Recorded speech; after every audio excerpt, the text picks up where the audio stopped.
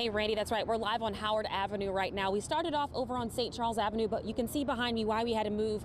All of this equipment had to be brought in down St. Charles Avenue, now being moved closer to the monument as preparations to remove that statue are about to begin. Again, the plan the city has in place is to start at 9 o'clock this morning and wrap up around 5 p.m. You can see right where we were standing, there's not really many people left. Over in the Circle K parking lot, a handful of protesters are left behind, but a much different sight than what we saw when we first arrived here about 1:30, 2 o'clock this morning. At that point, dozens and dozens of people were here, and they had been since late yesterday evening and into again this morning.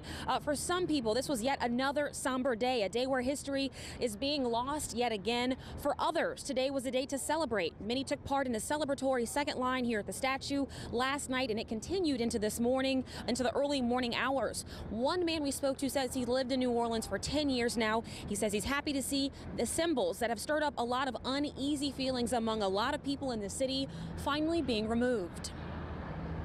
When I first moved here, I was very surprised that that these monuments tower over our city. I thought I was living in the 1880s. Now they're all coming down. What does that mean to you? Celebration. It's a celebration. Again, the city's plan is to take down the Robert E. Lee statue starting at 9 o'clock. Again, they're supposed to wrap up around 5 o'clock this evening. Now, city officials tell us they plan to leave the column that the statue stands on here in place. The city intends to turn this into some sort of public art space, including some kind of water feature. The hope is to have that project complete in time for the city's tricentennial celebration in 2018. Again, you're getting a live look right now at preparations being made. These crews and their equipment getting closer to the Robert E. Lee statue's base as they plan to start the removal at 9 o'clock this morning. Randy, back to you. And Kelsey, when it comes to those crowds, how are they looking right now? I know we saw several dozen people out there, a lot of skirmishes and things like that. What's the situation this morning?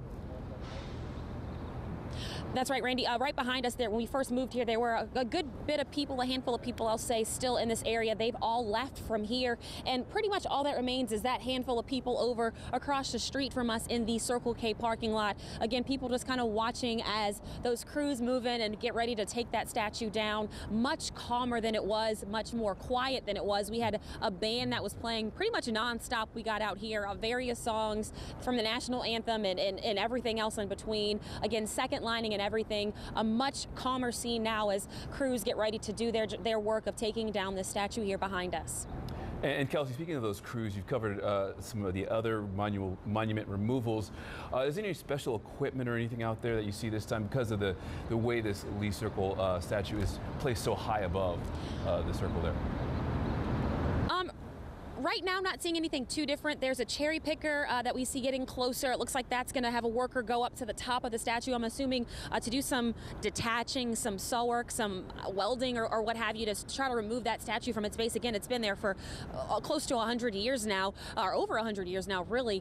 So that's really all we're seeing. I would imagine some type of taller crane would have to be brought in to actually lift it off of its base. As we saw at the PGT Beauregard and Jeff Davis, they put almost a harness around those two statues and lifted them, but those are much closer to the ground than this one is. So I would imagine a much bigger or several much bigger pieces of equipment and machinery will be coming into this area once they finish detaching it from its base. All right, Kelsey Davis for us there live at the Lee Circle Monument there.